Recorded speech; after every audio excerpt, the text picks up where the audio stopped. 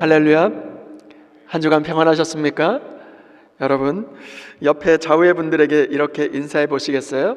하나님은 우리가 알지 못하는 사이에서도 우리를 보고 계십니다. 하나님은 우리가 알지 못하는 사이에도 우리를 보고 계십니다.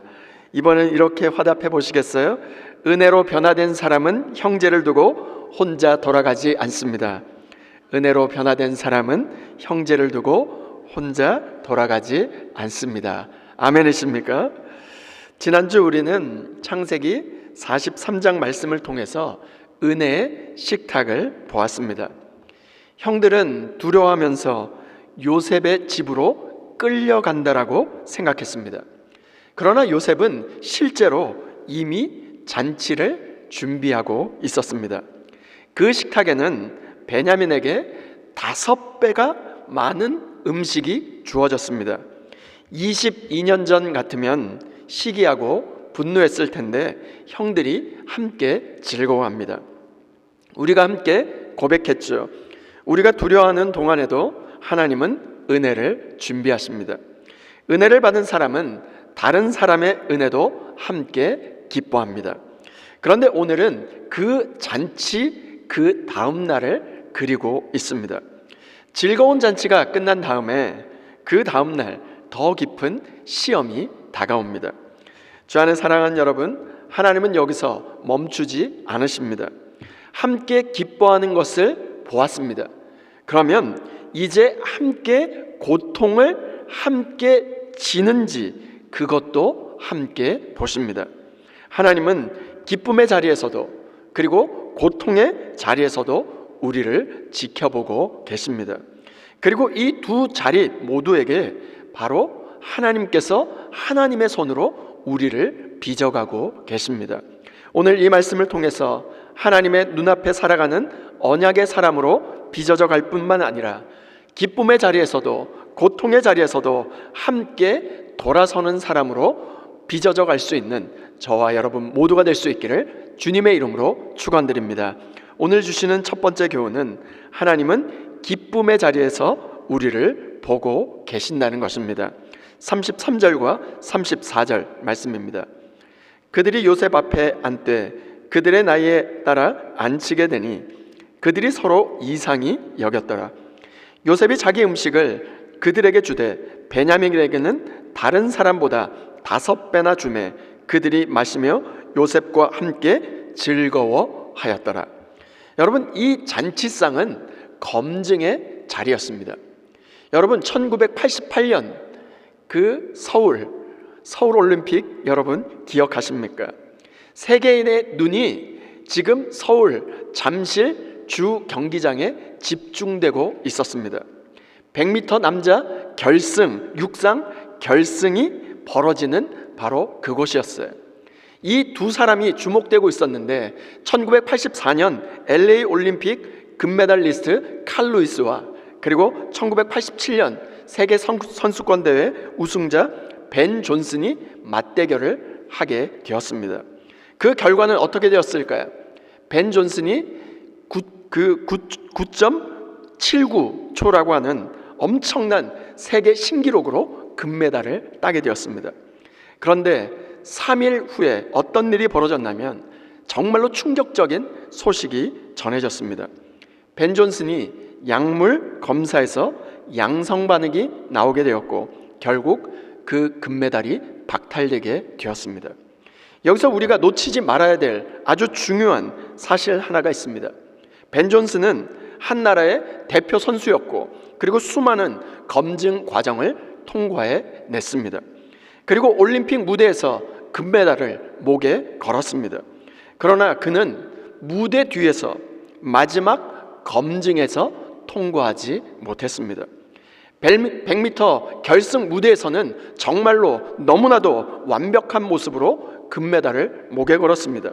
그런데 무대 뒤에 진짜 모습이 드러나는 그 순간 그는 와르르 무너지게 되었습니다.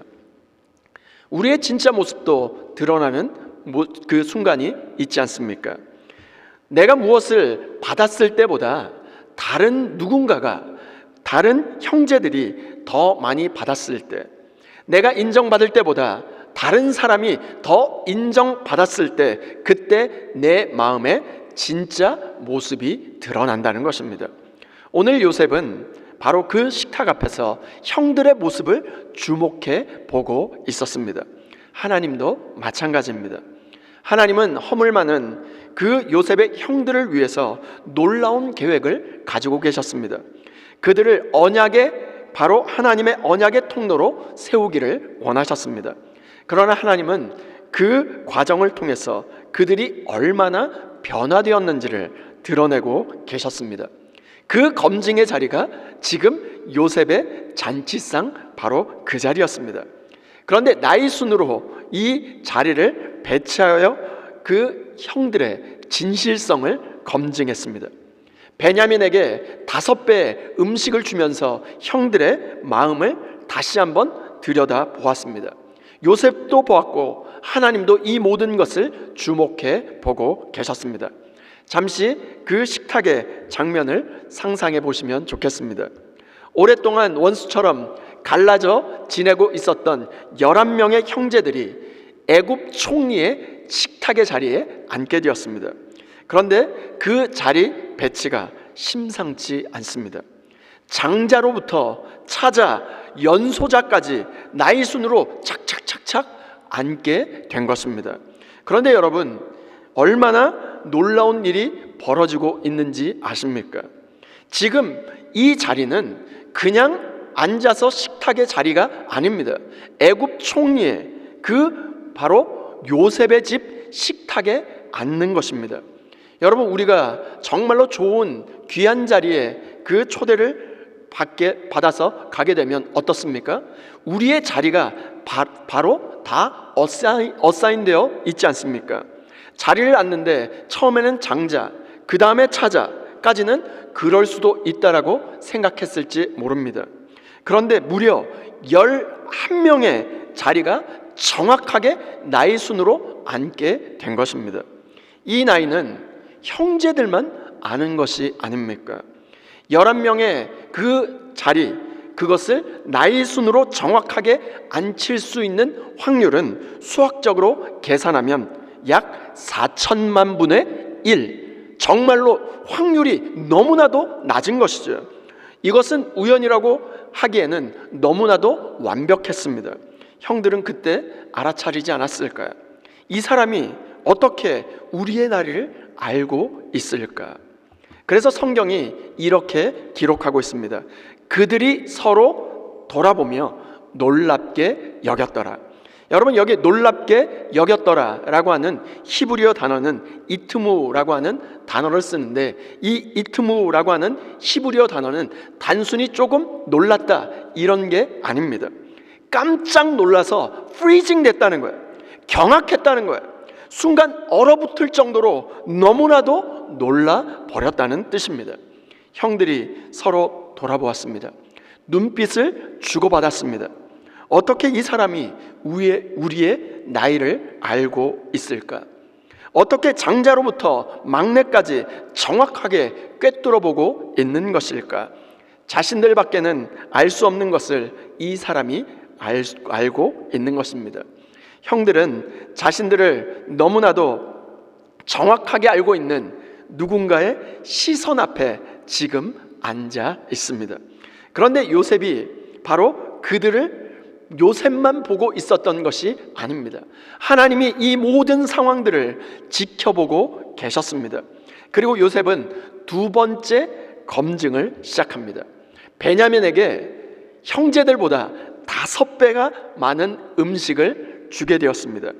당시 문화는 어떤 문화가 있었냐면, 귀한 손님이 왔을 때 2배로 접대하는 것이 최고의 예우를 뜻하는 것이었습니다. 무슨 말일까요? 그런데 5배를 주었다는 것은 무엇을 의미하는 것일까요? 오늘 이 만찬의 주인공들은 형들이 아닙니다. 베냐민입니다. 이것을 뜻하는 것입니다. 요셉의 형들에게 조용히 묻고 있는 것입니다. 요셉은 지금 형들에게 이것을 묻고 있는 것이죠. 22년 전 아버지가 나에게 채색 옷을 주었을 때 당신들은 나를 시기했습니다. 나를 구덩이에 던졌습니다. 나를 팔았습니다. 그런데 지금 베냐민에게 5배가 주어지고 있습니다. 이번에는 어떻게 하겠습니까? 이것이 검증이었습니다. 그런데 형들의 반응이 어땠을까요? 34절 하반절에 보니까 그들이 마시며 요셉과 함께 즐거워하였더라. 그들은 시기하지 않았습니다. 분노하지 않았습니다. 뒤에서 수군대지 않았습니다. 오히려 함께 즐거워했습니다. 이것이 얼마나 놀라운 변화가 일어난 것을 보여주고 있는 것일까요? 여러분, 우리는 어려서부터 비교하는 문화 속에 자라나고 있었습니다. 여러분, 어렸을 때 어른들이 우리에게 무엇을 물었습니까? 아빠가 좋아? 엄마가 좋아? 그럼 말을 할 수가 없잖아요. 아빠가 좋다라고 얘기할 수도 없고 엄마가 좋다라고 얘기할 수도 없죠. 너는 어째 동생보다 못하니? 그러면서 항상 형제들 간 비교하면서 자라지 않았습니까? 정말로 공부를 열심히 해서 좋은 성적을 받고 상을 받아왔습니다. 엄마, 나 상을 받았어. 그러면 엄마가 기뻐해주면 얼마나 좋습니까? 그래, 몇 명이나 받았니? 여러분, 우리는 정말로 이런 환경에서 자라났기 때문에 비교하는 그 문화가 바로 우리에게는 너무나도 자연스럽습니다. 그런데 신앙인이라고 하는, 그 신앙이라고 자부하는 우리에게 솔직하게 이렇게 질문해 보고 싶습니다. 나보다도 공부 못하던 동창을 오랜만에 만났는데 너무나도 잘 살고 있을 때 우리의 마음은 어떻습니까? 내 아들은 아직 합격 소식을 기다리고 있는데 친구 아들은 명문대 장학금까지 받았다는 말을 들었을 때 우리의 마음은 어떻습니까? 이것이 바로 우리 안에 있는 베냐민 5배의 상황이 아닐까요? 그런데 형들은 달라져 있었습니다. 성경은 이 경쟁의식의 뿌리가 어디서부터 오는지, 우리가 본래 어떻게 창조되었는지, 그리고 어떻게 살아야 하는지를 정확히 성경에서 이렇게 말하고 있습니다. 야고보서 4장 1절 말씀입니다. 너희 중에 싸움이 어디로부터, 다툼이 어디로부터 나느냐? 너희 지체 중에서 싸우는 정욕으로부터 나는 것이 아니냐?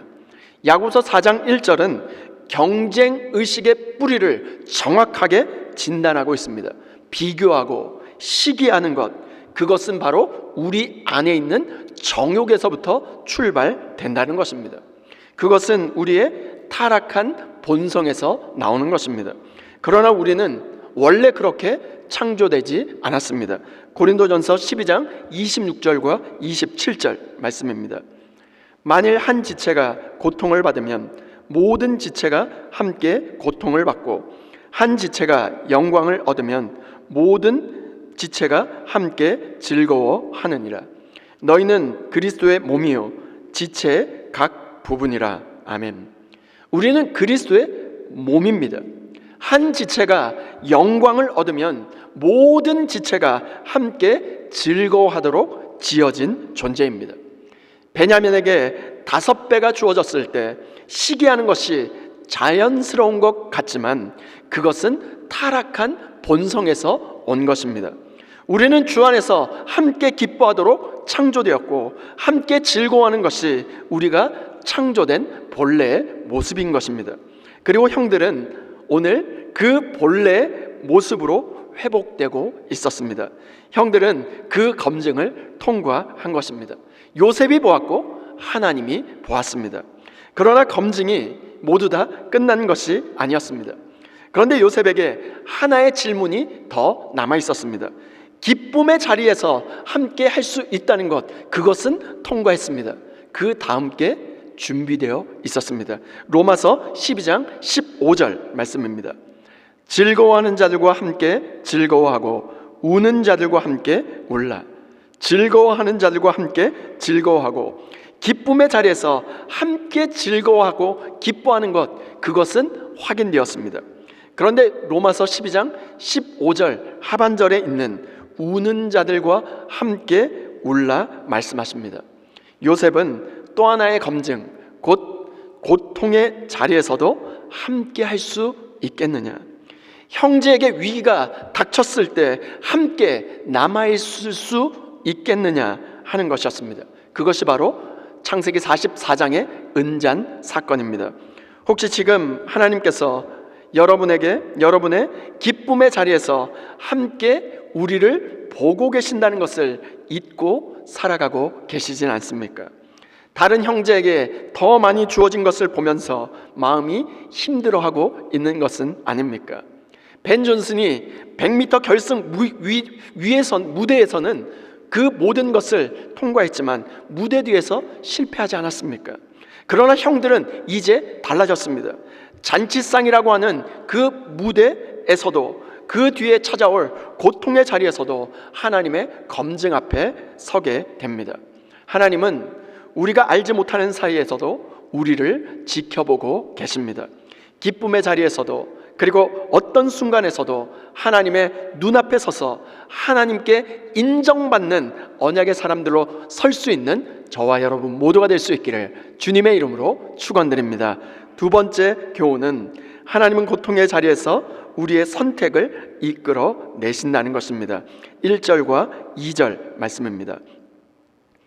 요셉이 그의 집 청지기에게 명하여 이르되 양식을 각자의 자루에 운반할 수 있을 만큼 채우고 각자의 돈을 그 자루에 넣고 또 내 잔 곧 은잔을 그 청년의 자루 아귀에 넣고 그 양식값 돈도 함께 넣으라 하매 그가 요셉의 명령대로 하고. 여러분, 어제는 어떤 날이었습니까? 잔치가 벌어진 날이었습니다. 음식이 넘쳤습니다. 베냐민에게 5배 음식이 주어졌고 모두가 함께 즐거워했습니다. 그런데 오늘은 어떤 날을 맞이하게 되었을까요? 형들이 양식을 잔뜩 싣고 집으로 떠납니다. 시므온도 돌아왔어요. 베냐민도 함께 돌아갑니다. 모든 것이 잘 해결되는 것 같았습니다. 그런데 그 길 위에서 갑자기 요셉의 종들이 뒤쫓아 오는 것입니다. 4절과 5절 말씀입니다. 그들이 성읍에서 나가 멀리 가기 전에 요셉이 청지기에게 이르되 일어나 그 사람들의 뒤를 따라가서 그들에게 이르기를 너희가 어찌하여 선을 악으로 갚느냐? 이것은 내 주인이 가지고 마시며 늘 점치는 데 쓰는 것이 아니냐? 너희가 이같이 하니 악하도다 하라. 어찌하여 악으로 선을 갚느냐? 이것은 내 주인이 마시며 점치는 데 쓰는 잔이 아니냐? 형들은 굉장히 당황했습니다. 억울했습니다.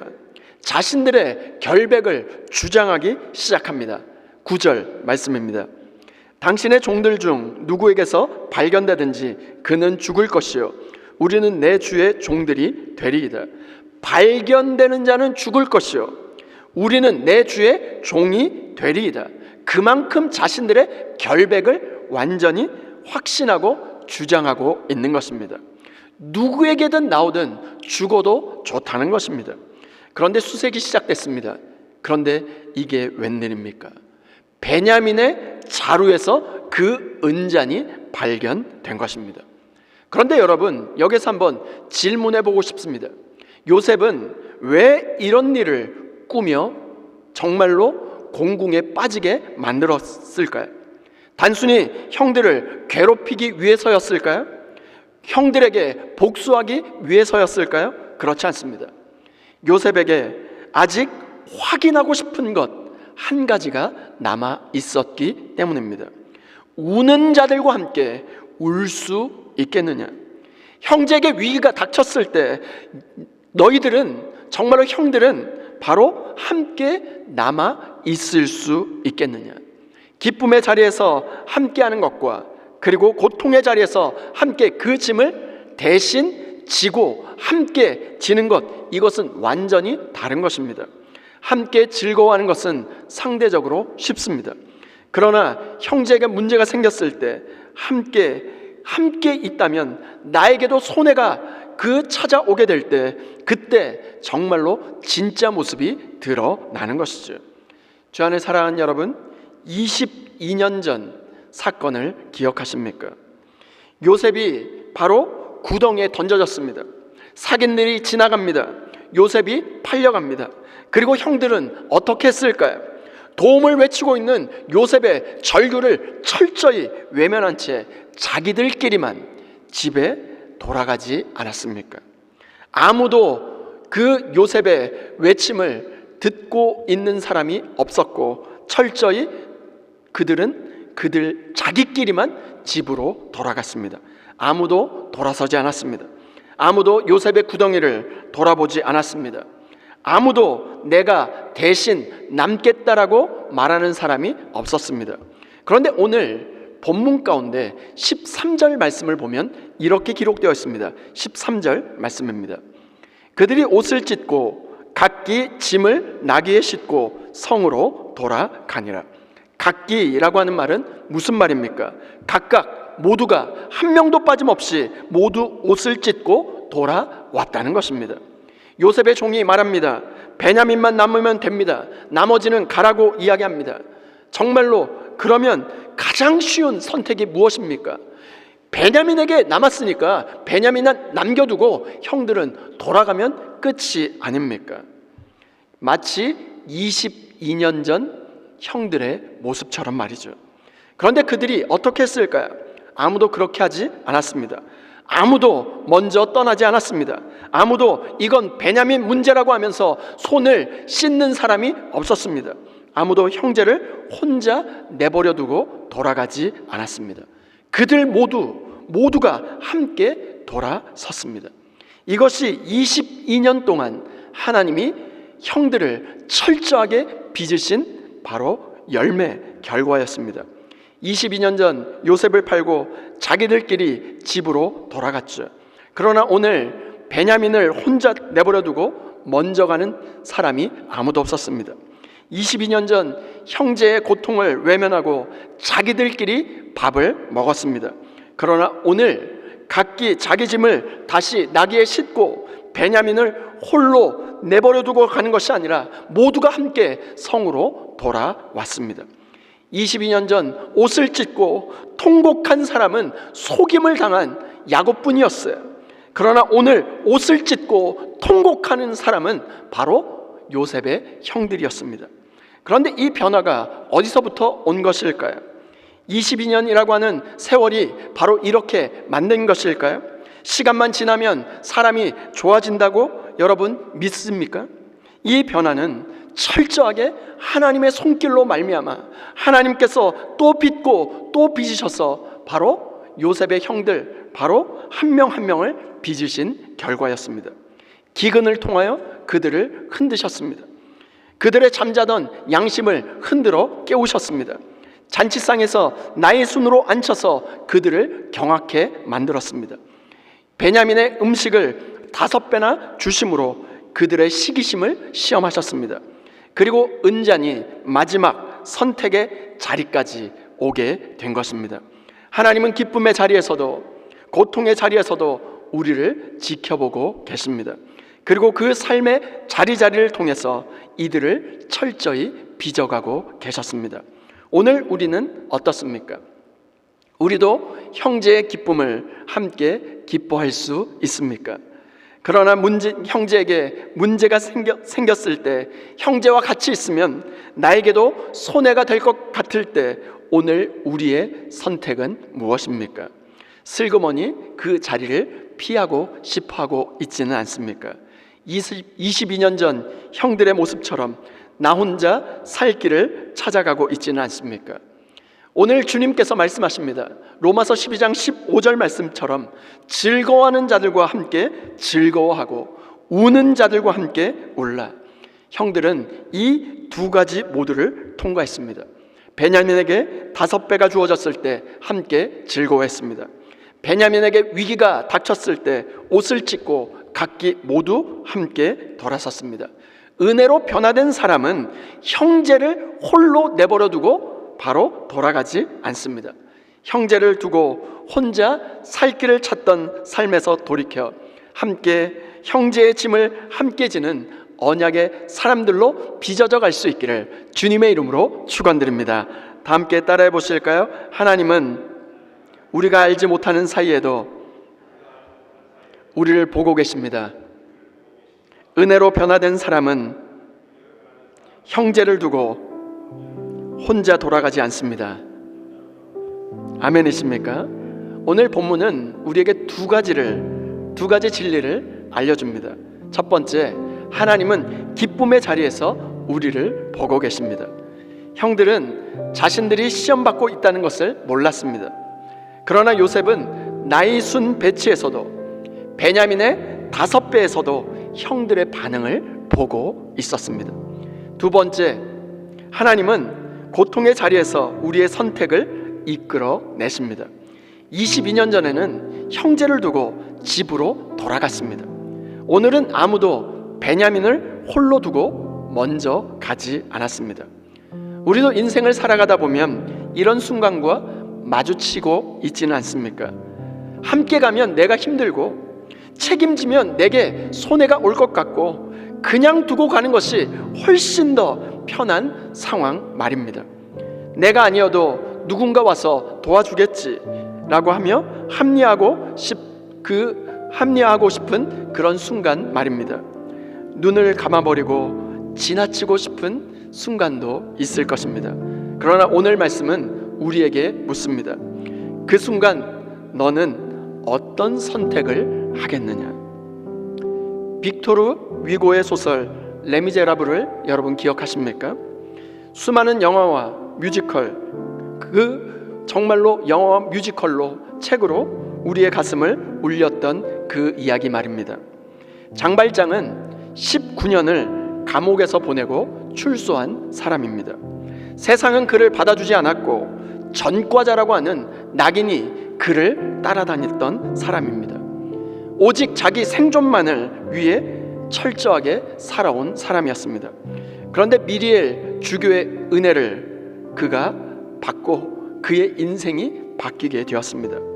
그러다가 파리의 바리게이트에서 혁명의 밤을 맞이합니다. 그곳에서 총성이 울려 퍼졌고 젊은 청년 마리우스가 바로 그 앞에서 쓰러지게 되었습니다. 그런데 마리우스가 장발장에게 어떤 사람인지 여러분 아십니까? 자신이 딸처럼 키워왔고 사랑했던 정말로 코제트, 그 딸 같은 코제트를 사랑하는 청년이었습니다. 이제 날이 밝으면 다시 치열한 전투가 벌어지게 될 것입니다. 장발장은 잠들어 있는 마리우스를 바라보며 하나님께 이렇게 기도하기 시작합니다. 그때 그가 불렀던 노래가 Bring Him Home이라고 하는 노래였어요. 그 노래의 가사가 이렇습니다. 하나님, 이 아이를 집으로 돌아가게 해 주십시오. 필요하시다면 저를 데려가시고 이 청년을 살려 주십시오. 이제 장발장은 선택해야 했습니다. 그를 두고 혼자 살아남을 것인가, 아니면 이 청년의 무게까지 함께 짊어지고 갈 것인가. 장발장은 마리우스를 혼자 두고 가지 않았습니다. 그를 등에 업었습니다. Bring him home이라고 하는 정말로 그 기도를 드렸던 장발장은 자기 등에 그를 업고 집으로 돌아가는 길을 걷기 시작합니다. 그리고 죽음과 같았던 어두운 파리의 하수구 속으로 들어갔습니다. 여러분, 하수구는 어떤 곳입니까? 진흙이 가득합니다. 악취가 납니다. 발이 빠집니다. 한 치 앞도 보이지 않는 어둠 그 자체입니다. 장발장은 그 속을 마리우스를 등에 업은 채 걷고 또 걸었습니다. 쓰러질 것 같아도 숨이 막혀도 걷고 또 걸었습니다. 왜 그럴까요? 그를 집으로 되돌려 보내기 위해서였습니다. 오늘 창세기 44장의 형들도 그랬습니다. 장발장이 마리우스를 등에 업고 어둠의 하수구를 걸어갔던 것처럼 형들도 자기 짐을 다시 나귀에 싣고 베냐민과 함께 성으로 돌아섰습니다. 그 어둠 속을 혼자가 아니라 함께 말입니다. 22년 전 형들은 한 형제를 버리고 집으로 도망가기 바빴습니다. 그러나 오늘은 달랐습니다. 베냐민의 자료에서 은잔이 발견되었습니다. 베냐민은 남겨두고 자신들은 집으로 돌아갈 수 있었습니다. 그런데 형들이 선택한 것은 무엇입니까? 그들이 옷을 찢고 각기 짐을 나귀에 싣고 성으로 돌아가니라. 아무도 베냐민을 혼자 남겨두지 않았습니다. 각자 자기 짐을 나귀에 싣고 한 사람도 빠짐없이 모두 함께 돌아섰습니다. 장발장이 마리우스를 등에 업고 그 어둠의 하수구를 걸어갔던 것처럼 말이죠. 무엇이 형들을 이렇게 바꾸었을까요? 바로 하나님의 은혜입니다. 그런데 주 안에 사랑하는 여러분, 장발장보다 먼저 우리를 버려두지 않으신 분이 계십니다. 그분은 예수 그리스도이십니다. 우리가 죄 가운데 쓰러져 있을 때 주님은 우리를 홀로 버려두지 않으셨습니다. 우리가 져야 될 그 죄의 무게를 친히 짊어지셨습니다. 우리가 받아야 될 죽음을 대신 받으셨습니다. 그리고 우리가 정말로 우리를 아버지의 집으로 데려가기 위하여 십자가의 그 길을 끝까지 걸으셨습니다. 예수님은 우리를 등에 업고 그 긴 어둠의 길을 걸어 오셨습니다. 그렇다면 그 은혜를 받은 우리는 어떻게 살아야겠습니까? 그 은혜를 받은 사람은 형제를 두고 홀로 돌아가지 않습니다. 오늘 우리의 삶에도 그냥 지나쳐버리고 싶은 사람이 있지는 않습니까? 함께하면 힘들고 함께 있으면 손해볼 것 같고 외면하는 것이 훨씬 더 편해 보이는 그런 사람 말입니다. 오늘 주님께서 묻고 계십니다. 너는 그 사람을 혼자 두고 가겠느냐? 아니면 돌아서서 함께 가겠느냐? 요셉의 형들은 이제 베냐민을 두고 혼자 갈 수 없었습니다. 장발장도 마리우스를 홀로 버려두고 갈 수가 없었습니다. 왜요? 은혜를 받은 사람은 다른 사람의 고통을 결코 외면할 수 없기 때문입니다. 그리고 무엇보다도 예수님께서 먼저 우리를 홀로 두고 혼자 돌아가지 않으셨기 때문입니다. 그러므로 이제 우리도 고통받는 형제를 두고 혼자 돌아가지 않는 사람으로 살아갈 수 있기를 소원합니다. 예수님은 우리를 등에 업고 그 기나긴 어둠의 길을 걸어오셨습니다. 그 은혜를 받은 사람은 형제를 두고 혼자 돌아가지 않습니다. 하나님께서 우리 모두를 기쁨의 자리에서도 고통의 자리에서도 하나님의 눈앞에 서는 사람으로 형제를 두고 혼자 돌아가던 삶에서 돌이켜 형제의 짐을 함께 지고 정말로 함께 아파하며 함께 그 길을 걷는 언약의 사람들로 세워져 갈 수 있기를 주님의 이름으로 축원드립니다.